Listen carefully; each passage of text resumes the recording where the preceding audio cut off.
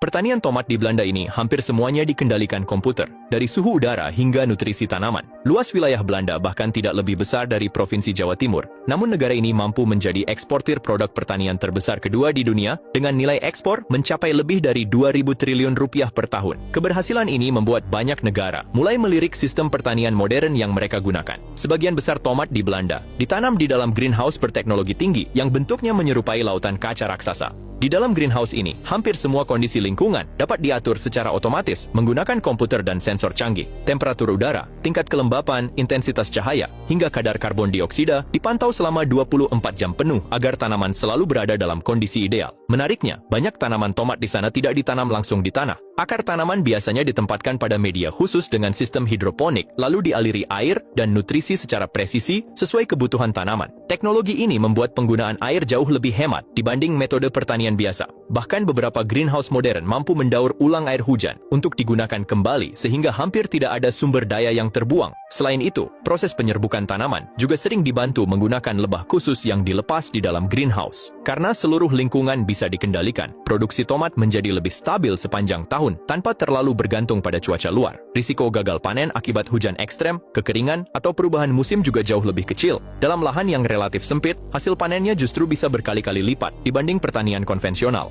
Keberhasilan Belanda membuktikan bahwa masa depan pertanian tidak selalu soal lahan luas, tetapi tentang bagaimana teknologi digunakan untuk menghasilkan produksi yang efisien, hemat sumber daya, dan tetap berkualitas tinggi.